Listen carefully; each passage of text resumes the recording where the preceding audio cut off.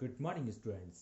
प्यारे बच्चों, आज हम हमारी नई एक्सरसाइज 10.2 स्टार्ट कर रहे हैं।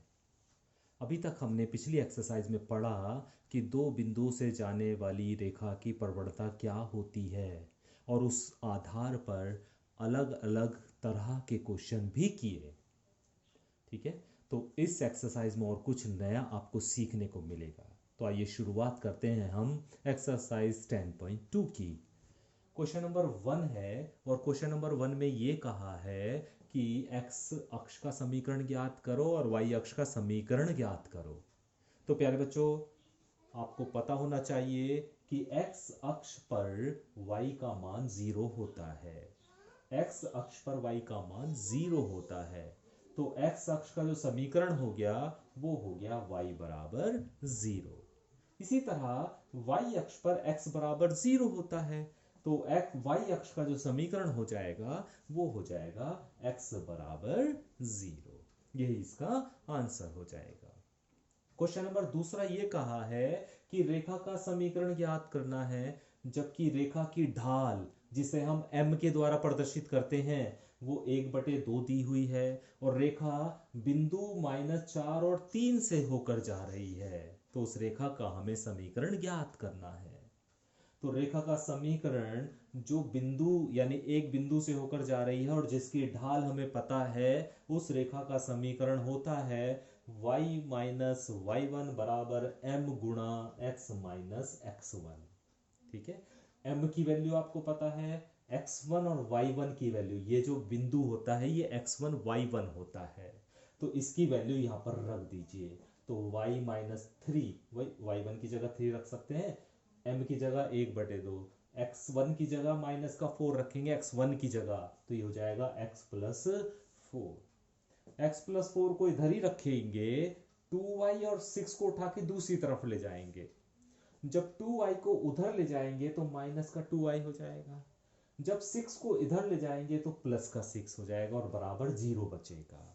ठीक है, हम इसे लिख सकते हैं x माइनस 2y और ये 4 और 6 जुड़कर 10 हो गया और बराबर 0। तो प्यारे बच्चों, ये उस रेखा का समीकरण हो गया जिसकी ढाल 1/2 है और जो बिंदु -4 और 3 से होकर जा रही है।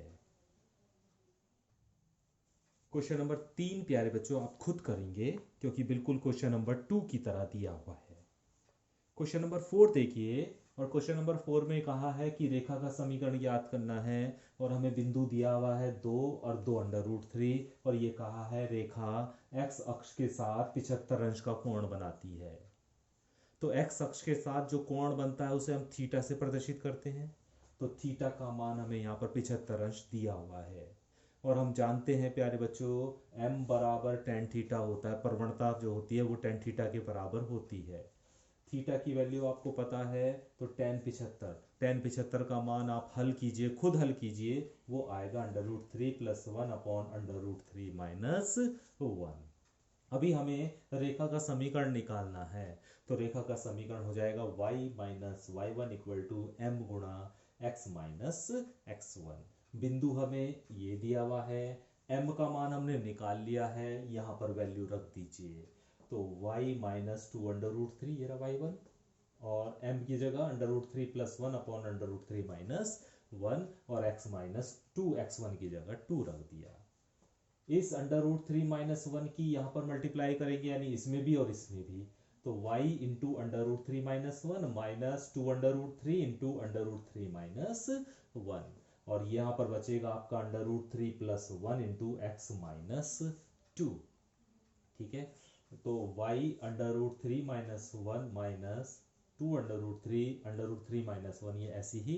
अभी √3 + 1 की अंदर गुणा कर दीजिए, तो x के साथ भी कीजिए पहले, तो ये आ जाएगा और फिर इसकी मल्टीप्लाई 2 के साथ भी कीजिए, तो ये आ जाएगा आपका √3 + 1 इंटू 2। ठीक है, अभी क्या करना है प्यारे बच्चों, इस y वाले पद को यहाँ से उठा दो और उठाने के बाद इधर x के पास ले जाओ। तो ये हो गया √3 + 1 इंटू एक्स और ये वाला उठ के उधर माइनस का जाएगा, तो √3 माइनस 1 इंटू वाई और इस वाले पद को उठाकर इधर ले आओ क्योंकि ये तो प्लस हो जाएगा इधर आके। तो इधर क्या बनेगा √3 + 1 इंटू 2, ये रहा, under root 3 plus 1 into two तो प्लस का हो जाएगा, और ये माइनस का 2 अंडर रूट 3 माइनस 1 पहले से ही मौजूद है, और बराबर क्या बचेगा आपके पास, under root 3 plus 1 into x minus under root 3 minus 1 into y. ठीक है, क्या करा हमने, इस y वाले पद को इधर ले गए और इस वाले पद को इधर ले आए हैं, ये उधर जाके माइनस का हो गया और ये पद इधर आके प्लस का हो गया है। इसकी मल्टीप्लाई कर लीजिए अंदर, 2 अंडर रूट 3 प्लस 2 हो जाएगी, और माइनस 2 अंडर रूट 3 की मल्टीप्लाई कीजिए अंदर, तो माइनस का 2 इंटू 3 होगा, क्योंकि अंडर रूट 3 और अंडर रूट 3 की मल्टीप्लाई 3 होती है। फिर इस माइनस 2 अंडर रूट 3 की -1 में मल्टीप्लाई कीजिए, तो प्लस का 2 अंडर रूट 3 आ जाएगा, और इधर ऐसी की ऐसी आप लिख दीजिए। ठीक है, इसे थोड़ा सा और हल कर लीजिए।